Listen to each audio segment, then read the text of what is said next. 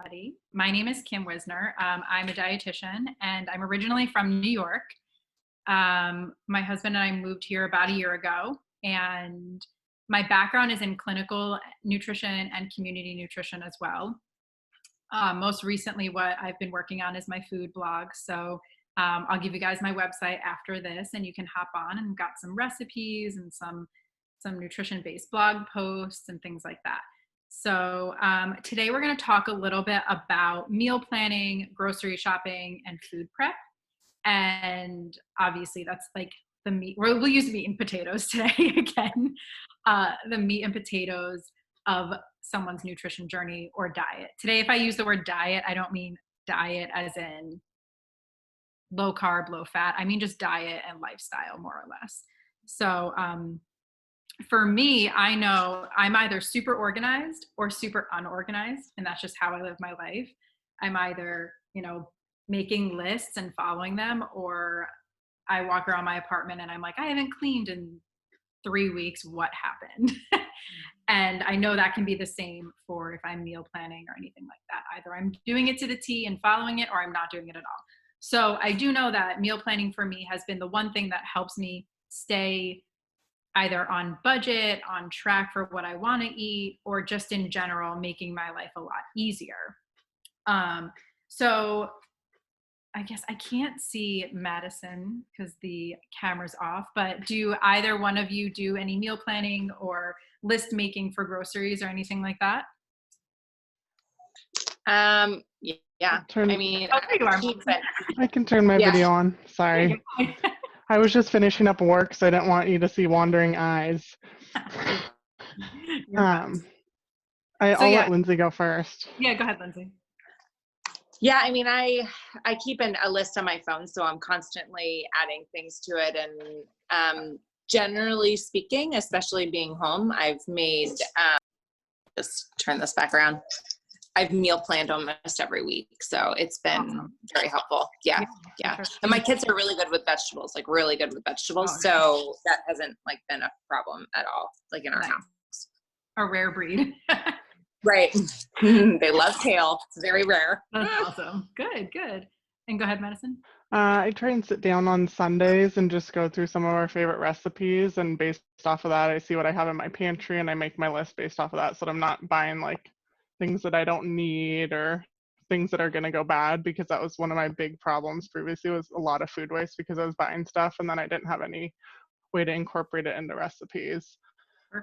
But between me and my husband, I don't eat gluten, and I haven't for about 5 or 6 years. And then my husband has a nightshade allergy, so he doesn't eat raw fruits or vegetables.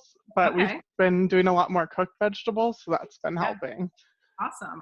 Yeah. So I can throw all my notes out the window, and you guys can teach me. You already do it. No, that's awesome. So that's great. I was going to say one of the biggest things for meal planning alone is just the ease of, if you have kids or if you're busy getting in and out of the grocery store. I know for me, I like to impulse grocery shop.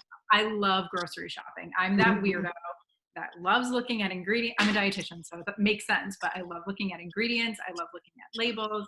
I love taking my time and looking at all the produce that I'm buying, the meat, the dates, all that stuff. Drives my husband nuts. He's a go in the store, get out. I don't want to be here. That kind of person. So it's interesting. But I know meal planning for me helps me stick to that, so I don't wander around the store what could I make with all these ingredients, kind of thing. So that's good. You ladies totally get meal planning and why it's important. For me, it depends when I do it, whether it's weekly, bi-weekly, or monthly. If I have a list in my phone of different recipes that I like to use often, kind of I don't know if it was which one of you said it, but the recipes that we go to, those are kind of classic, put them in my meal plan, plug and go. And then I leave some days where I can play around with new recipes or things like that. Do you do weekly or bi-weekly? You said Sundays for you, Madison. Yeah, I do weekly, just because we have a relatively small fridge. And right now my grandfather, we live with my grandfather, and so normally I'm cooking for 3. And so it's a pretty small fridge for 3 people. It's really only designed for 2. So the last couple of weeks he hasn't been with us. He's been staying with his girlfriend since everything shut down. So I've been able to have a little bit more room, but I try and buy like the meat when it's on sale. So I buy like 2 or 3 weeks worth of meat, and then it's like produce weekly. Right. Oh, that's smart. Yeah. Yeah. And especially planning ahead for those things can save money in the grocery store too, because we know that proteins and meats are going to be the biggest bulk of price. Mhm. So that's why planning can really help reduce those prices, incorporating meatless like weeknight dinners or, plant-based meals and things like that can help cut those costs down too. Yeah. What was that? I feel like I heard. No. Oh no, I'm saying. I'm hallucinating.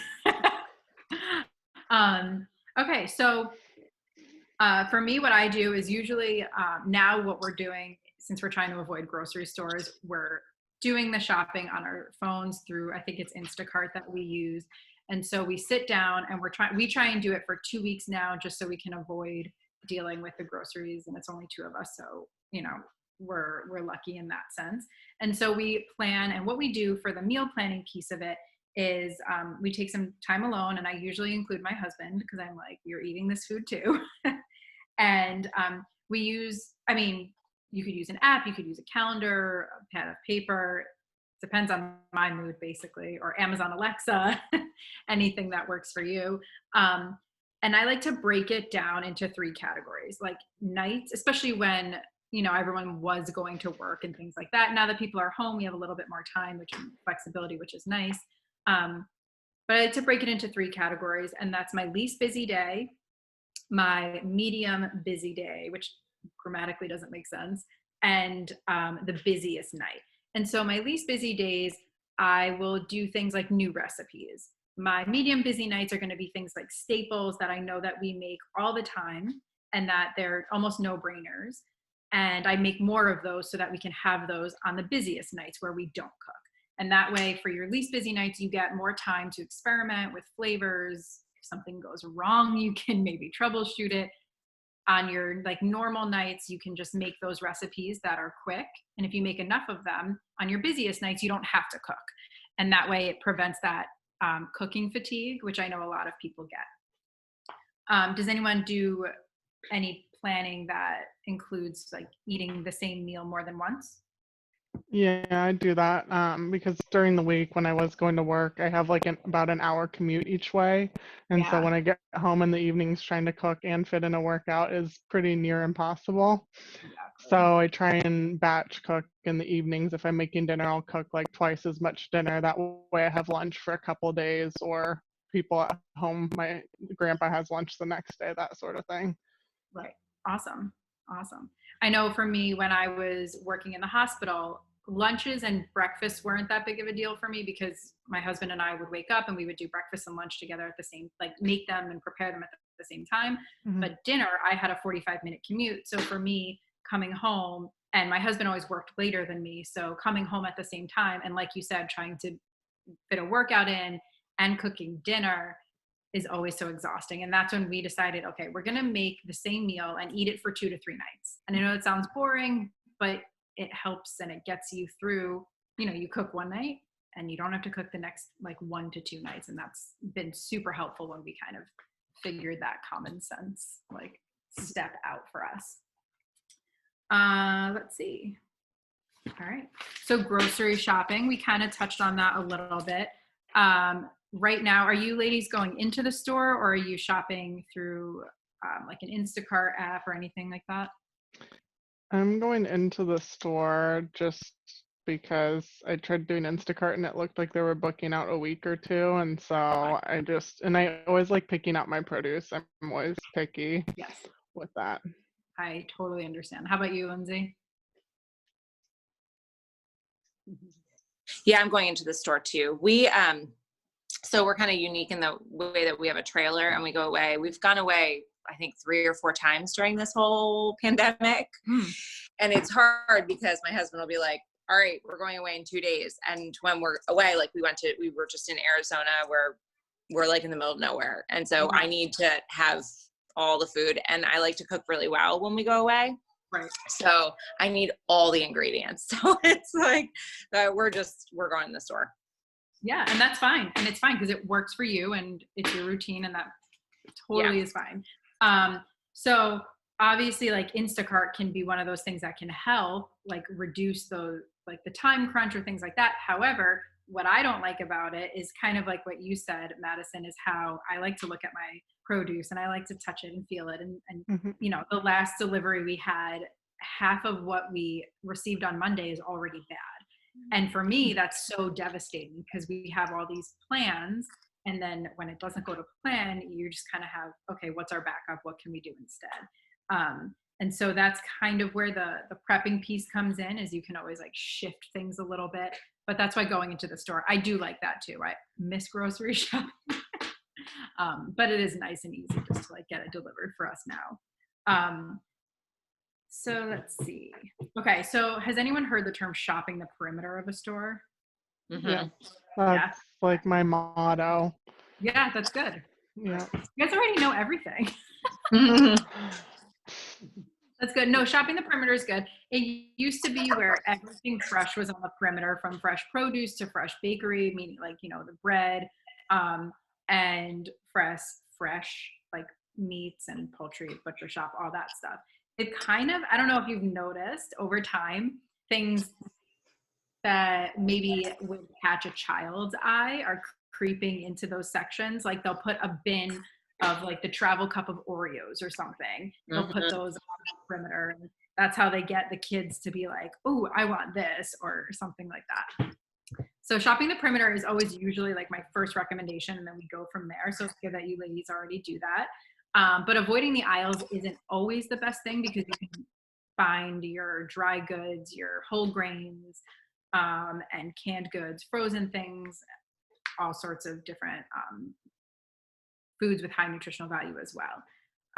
Do you utilize any frozen vegetables or canned, anything like that? My mom raised me mostly on frozen veggies, and so once I stopped living with my mom, I wanted to try fresh vegetables, and I have a hard time going back to frozen. Yeah, for sure. I use a lot of frozen peas. My girls love them just in a bowl frozen. They're obsessed. Awesome. So I don't think I use frozen spinach in some meals, like lentils and things like that. But other than that, no. And in this whole pandemic, my husband he freaked me out, and he was like, we need canned fruits and vegetables. And so I bought a bunch. I opened a can and I was like, this is crap. I threw it out. It's like, it's not happening. That's funny. Yeah, I know. Like, I remember right when this was happening, we went into the store and every canned item, and my husband and I eat canned beans all the time. Huge staple in our house. We make chili with them, soups with them, salads. There were no canned beans. And I was like, I know people aren't eating canned beans. Why are they gone? Yeah. We had a good laugh about that. But okay. Yeah, we cook a lot with canned beans too. We use a lot. In fact, my lunch had canned black beans. So beans are different than like the green vegetables, like green beans or canned peas or. Yep. Yeah. Yep. Interesting. Yeah, I know frozen peas are delicious. We do actually have some in there. Frozen vegetables, like my husband and I recently, what we've been doing, for some reason, chopping up a fresh pepper and freezing it comes out better when you cook it than a pepper that's already been frozen in the store. I don't know why. I don't know if there is an additive, but like I'm a bell pepper? Yeah, like a bell pepper. Okay, that's good to know, because those usually go bad on me first out of anything. And so I usually try and like cook them up as quick as I can, but it's good to know that they freeze well, because I know some things like green beans, you have to blanch them before you freeze them. And I'm like, that's more work than actually cooking them. Yes. And so like if you blanch them before cooking them, you're like par cooking them basically, but the peppers, you don't really need to do that because we're cooking them after. So in the end, they're going to still soften up. For me, I use the frozen peppers. I don't like unfreeze them and take them out and dip them in hummus, because that's going to be soggy. But we use them for deconstructed stuffed peppers. And so there's a recipe on my blog. I also included that one in the meal plan. And that one's really good. And it's super easy to use frozen. And we just started doing that. Like we froze them, diced them up and froze them ourselves. And I was like, why have we not been doing this? Now, every time we make this meal, it's going to be 5 minutes fast, which isn't a lot, but 5 minutes is 5 minutes for sure. That's Yeah. interesting because I've used frozen onions, like I've cut up and frozen onions, and they're not the same. They're they can get mushy for sure. Yeah. Absolutely. I think when I put them in, so we use them for fajitas if we do strips, or the deconstructed stuffed peppers. And that way they're being sauteed before they're put in the next meal. Or take some of the moisture out. Right. So it pulls some of the moisture out, it caramelizes it, so it adds some of that flavor back in, but also you're getting a little bit of texture back if you get that char on the outside, if that makes sense. So they can get mushy, especially the onions. The onions and like strawberries are the worst, the worst to freeze. But if you saute them like on high heat, it usually, with some like olive or avocado oil, it usually brings them back to life a little bit. So, yeah, especially for the deconstructed stuffed peppers, because it's not like a full stuffed pepper stuffed with things, it's diced, which makes it not as noticeable, I would say, if that makes sense. So yeah, that, and let's see, what else do we have here going on? Who shops when they're hungry? Me too. I'm the worst at it, and that's when I end up with all the gluten-free cheese crackers and tortilla chips and all the stuff that I eat in one sitting. Yeah, for sure. And I think shopping when you're hungry is sometimes unavoidable, because if you're coming home from work or, you know, the timing isn't right and you think you have like 2 or 3 hours until your next meal, but you start shopping, you're walking around standing, you know, you're burning energy that way too, and you get hungry. So I think the best thing to do is to like notice when it's happening, almost like a mindful awareness of it.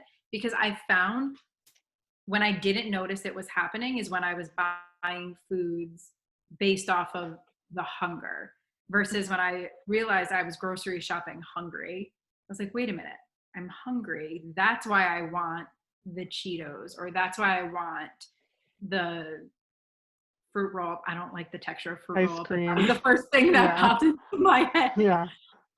So when I started to acknowledge that that's why I was getting that sensation, is when I was able to say, oh, okay, that's what it is. Do I need a snack, right? Like if you need a snack, that's okay. It's okay to buy something that you can eat right away, but then making the mindful decision of what to eat. Like, oh, I could buy a fresh apple, or I could buy a banana or a yogurt with a spoon and I'll be great, you know, and that kind of thing. And trying not to let the hunger get in the way of that decision as well. Let's see. Okay. Food prep wise, do you ladies do food prep where, you know, you come home, you clean all your fruits and vegetables and put them away, or you put everything in the fridge, take it out and cook as you need it?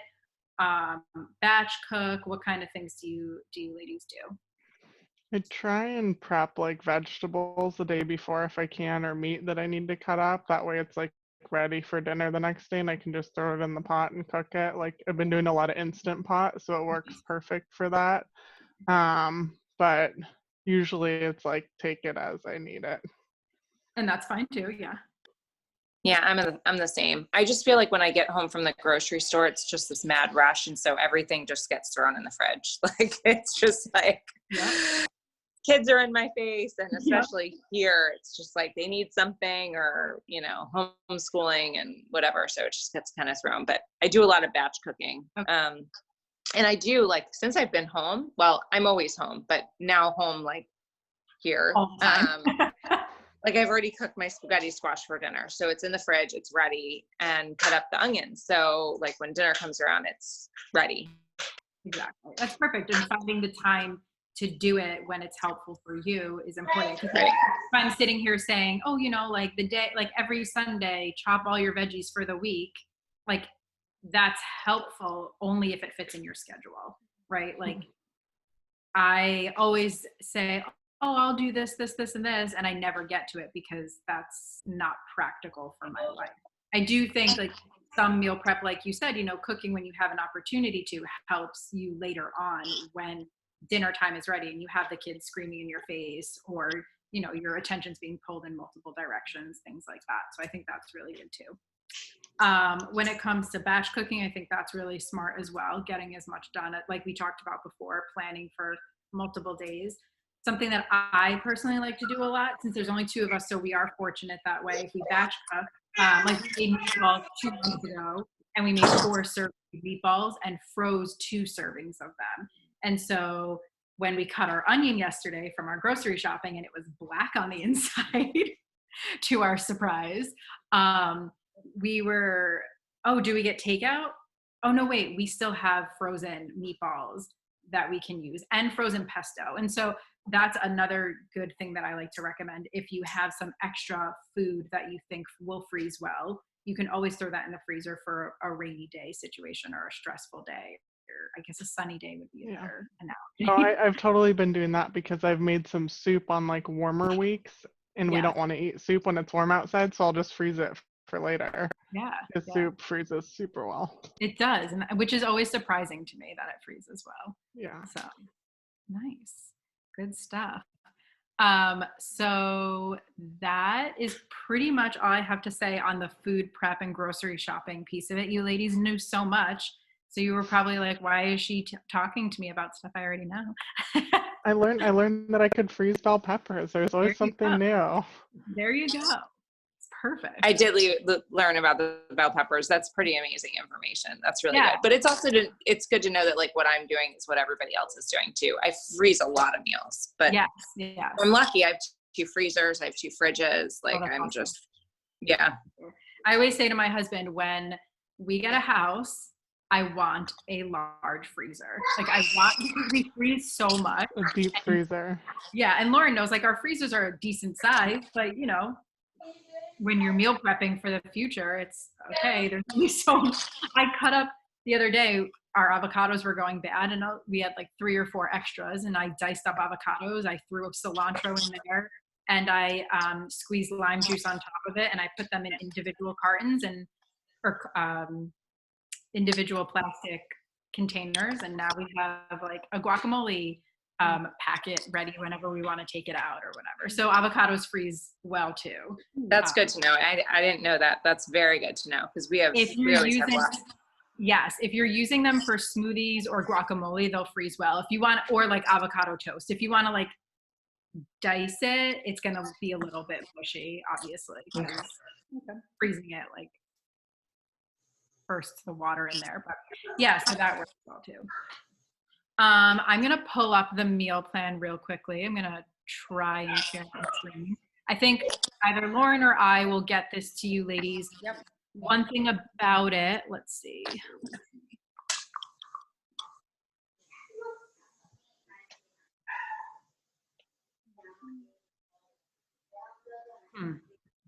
It's not showing my desktop.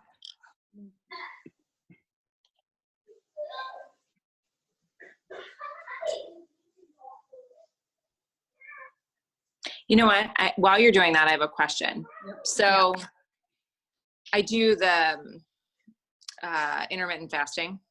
And I did it for a while, and then I stopped it for a while when all this quarantine stuff happened, and I was enjoying making breakfast again. And then now within the last 3 weeks, I've started again. Does it harm your body? Like what, by just not eating breakfast? Because I know, and I work out 5 days a week. And I don't eat until noon.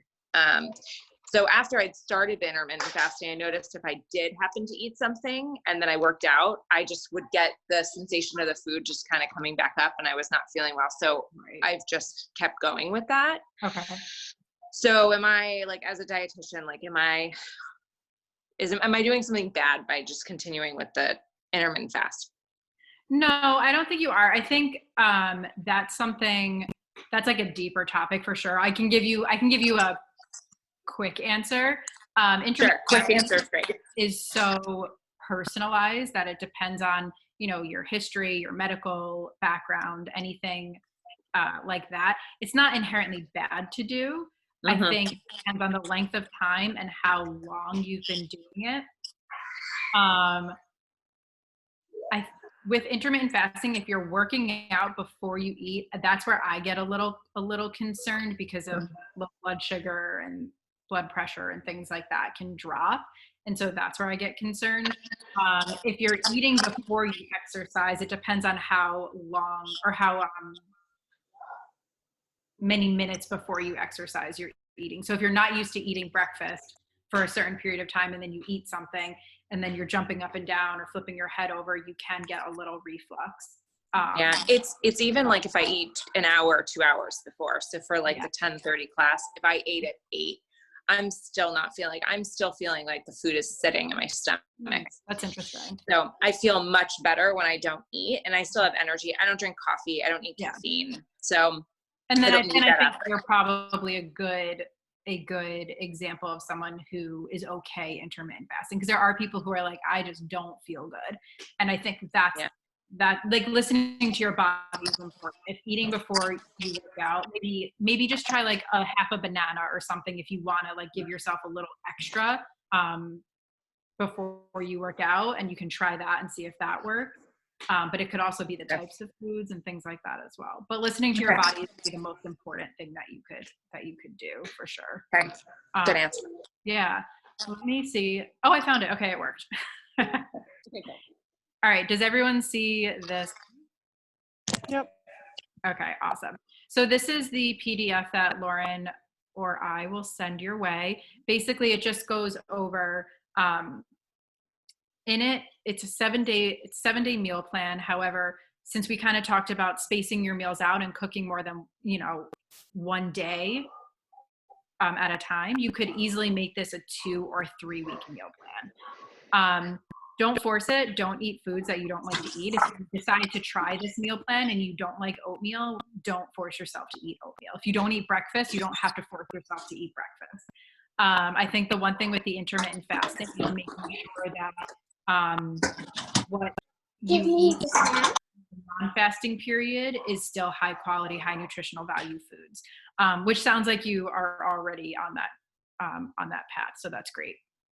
It's really small. I think it's kind of hard to read on the PDF, but when you get it, like if you can print it out, it's a lot easier to read. So it's Sunday through Saturday, breakfast, lunch, and dinner. And I shared some like breakfasts I repeated, or I think there's one lunch that I have for dinner, things like that, so that you can see how a lunch could be a dinner or a breakfast could be a lunch. With this, there's no rules. Like you could have breakfast for lunch, you could have lunch for dinner. I eat breakfast for lunch and dinner all the time. Like I'm a no food rules type of person. Some of these recipes are linked on my blog as well. So all the way at the bottom, do you guys see my cursor or just the? Yeah. Okay. So all the way right here, this website is my blog. And so I guess it's a clickable link on the PDF, which is pretty cool. So it brings you right to our website, which I don't think you're seeing it. Are you? No. No. Okay. Anyways, that brings you to the website, and under the recipe section, you'll find some of the recipes, which is great. So let's see. On the bottom, I do have our website and my email. So if you have any questions, or if you were interested in one-on-one nutrition counseling, we do offer different packages for that, and things like that. So that's always where you can reach me. Instagram, I didn't put my handle on it, but it's the same thing. It's just follow your plate. And so I'm pretty easily reachable, like everyone these days. Constant in and out. So yeah, anyone have any other questions about anything? But that was very helpful. Thank you. That's great. I'm going to take a look at that up close because I couldn't see it very well on my phone. Yeah. Especially if you're on your phone. That's right. That's right. Yeah. So and of course my kids are bothering me with other things. So I'm like, can't focus. Yeah. So what I'll do, ladies, is I'll post this PDF up to the group chat with the recording. And if either of you want to dive a little deeper with Kim, about questions you have, if you feel like you need to do any personalizing to the meal plan or whatnot, she's offering a 15-minute consultation that you guys can jump on, and kind of she can share a little bit more kind of how she can help big picture. So I'll make sure to put that link in there as well, so you'd have access to Awesome. reach out to her. Yeah. Yeah. Cool. Is there anything else you want to add, Kim, before we wrap up the call, or any other questions you guys have? Nothing from me unless you ladies have any other questions. I guess I have one thing. I know Lindsay needs to go, so I don't want to hold her because Yeah, you're that's okay. a I'm, big kid I'm yelling gonna at I'm gonna sign out because I think I need to rally them outside. But thank you. It was nice meeting you. Feel free to get in touch. Bye, Lindsay. Okay. Bye. Thank you. Okay. Do you want me to, is it about the meal plan or? Yeah, kind of. I mean, just kind of general. I've been a very picky eater. I've explored a lot more recently. Yeah. But like you said, like with oatmeal's one thing that I love. Oh, okay, good. But like eggs, I will not touch eggs. That's fine. And like yogurt and stuff, I don't do a lot of dairy. Okay. And then obviously like with the bread and stuff, I just don't eat bread. I don't even eat gluten-free bread. I try and do like natural gluten-free, so like just a Okay. lot of veggies and protein. So what Yeah, would that's you great. suggest for those sort of things? Yeah. So like if you're saying on the meal plan, what's on there kind of Mhm. situation. Yeah. With the Yeah. egg, you could totally skip the eggs. You could have oatmeal every day of the week. What I would say if you did that, I would maybe switch up doing, do you eat like nut butter or anything like that? Yeah, I do like peanut butter, and I just bought some cashew butter to try. That looked good. Okay, nice. Yeah. So yeah, so what I would do, especially for me with oatmeal, is I can't eat oatmeal plain. I like having some sort of texture in it. And so Mhm. I add to my oatmeal, I'll do berries, I'll do chia seeds, I'll Mhm. do honey, um, even some sort of granola. If like there's a ton of good grain-free granolas out there that you could top it with. Mhm. One brand is called Seven Sundays. They sell it at Costco. It's really good. So they have grain-free granolas or muesli, sorry, which is basically like an Yeah. uncooked granola. And I do either oatmeal or yogurt. I know you said you don't really use yogurt. Have you ever tried a dairy-free yogurt? I have. I used to do like the Kite Hill one, but I noticed it was super high in sugar, and I didn't like having Okay. that so early in the Yep. morning. Absolutely. Yep. Yep. I could look to see if there's any lower sugar options if that's something that you are interested in. I know there's some coconut yogurts out there, and those are pretty good. Yeah, I know my Um, Instant Pot has a yogurt function too. I've thought about making my own yogurt. yeah, you should. So mess around with it. I used to make yogurt back when I first moved to Massachusetts, and I didn't have a job yet. I was like, we just got married, and I was like, I'm making yogurt. And I did it regularly, and it was so delicious and easy. Um, but yeah, so you could try that. But what I like to do is the oatmeal with nut butter, some of the Yeah, that muesli, some yeah, fresh berry, and it's a huge, like very filling meal. And it's pretty high carb, but that doesn't bother me. Carbohydrates, like you know, especially early in the morning, you're gonna burn that and use that throughout the day. So mhm. Yeah, I um, like that a lot, and I'm seeing like the chia seeds and cinnamon and stuff. That sounds good because I will eat plain oatmeal even just with okay. a little bit of butter, and I'll be happy. But I like the variety because I do get bored of it after a Yes. while. The banana bread oatmeal is so good too. That So looks so I good. do, yeah, I mash half a banana in my oatmeal and put chopped nuts in it and chia seeds and cinnamon, and it's delicious. I've tried putting vanilla extract in my oatmeal, and it works if you microwave it. If you don't microwave it, it tastes like alcohol. So just be careful with that. That makes sense. You have It can to have get that like the like fresh vanilla bean or something. right, right. It can have that like raw taste to it. But yeah, I mean, there's nothing wrong with having oatmeal every day. I know when my mom is trying to stick to a routine, she pre-measures out her oatmeals for like a month, and she's a nurse, so she'll bring it to work with her Hmm. every single day, and she'll have the same thing. And you know, as long as if it's a routine for you and you're getting variety in your diet, there's nothing wrong with that. Okay, So yeah, for cool. sure.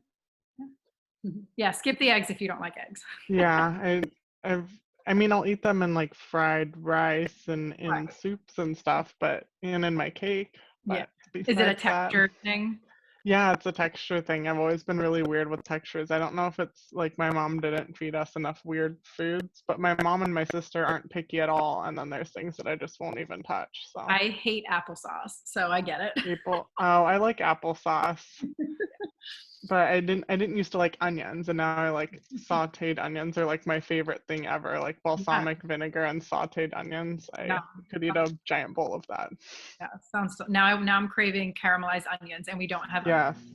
Oh, I, We'll get them. So yeah. awesome. Real quick question, do you not like tofu because of the texture?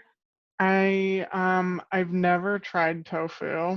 Oh, And that's like a picky person thing. I've just never tried it in because it's like soy based too. And so I try to stay away from like soy things like gluten, soy, dairy, all the okay. big allergens. Yay. I That's don't know exactly what I'm allergic or intolerant to, but I know I get migraines with gluten, so that's why I've cut it out for good. Yeah. I get migraines. Yesterday Lauren saw me walking down the street looking like I wasn't on this planet because I had a migraine. So Oh if there's no. something that can stop it, I totally agree, cut it out completely. Yeah. Yeah. So awesome. I know some people don't like tofu because it can have a similar texture to scrambled eggs. Yeah, I probably wouldn't like tofu. Just looking at it just is not appealing. I know people like it grilled and stuff like that, but Mhm. I'm like, I'll try other things before I Yeah. touch I tofu. like it crispy. I think it's pretty good crispy. But Okay. yeah. So anyways, yeah. Any Cool. other questions or No, I'm excited to have some like new things to try out and add to my recipe book. for sure? Yeah, I think Um, our biggest struggle, and Lauren knows this, you don't because we haven't met in person, but I'm very tall. I'm 6'3", and my okay. husband's 6'4". Uh-huh. And so I think our big struggle is like portion size, and being taller people, I always come up with the excuse like, oh, I can have more of it because I'm a bigger person. And so going back for like seconds and thirds, but it's like just kind of adjusting to where it's like, okay, you're not hungry anymore. You're just eating because it tastes good. Yeah, for sure. And one of the things I counsel like one-on-one is mindful eating. And so Hmm. that touches a lot on portion control and hunger and fullness cues and things like that. So if that's something you were interested in, we could, do some sessions and Totally. work on that. Absolutely. My Cool. husband's whole family, everyone's basically above 6 foot. So like Yeah. he's 6'2", his dad's 6'3", his sister's almost 6 foot. So I'm Hmm. like the 5'4" shrimp when I go to, Yeah. to their household. So yeah, being tall is good though. You can reach the shelves. Yeah. Yeah. We can reach the shelves, and when I do gain weight, I put it on a lot more evenly because there's a lot more room for the weight to go. So that's a big perk. That's true. But it makes it harder to lose because you can't tell right away. Right. Right. Yeah. So awesome. Well, it was great meeting you. And like I said, if you have any questions or want to do like any sessions or anything like that, you can shoot me an email or find me on Instagram, or Lauren Totally. had to get in touch with me as well. Awesome. I really appreciate it. Yeah, for sure. And keep up the great work. Thank you. I'm excited for tomorrow. Hopefully I'll be a little less sore. Good, good, good. Push-ups will do it. Push-ups will do it. Well, thank you, ladies. Yep. Yes, I'll go ahead and post the PDF to the group, and I'll pull up your Calendly link. Yes, that's right. So that way people that didn't get to participate can check this out. Awesome. Okay. Thank you, ladies. Yes. Thanks. Bye. Bye.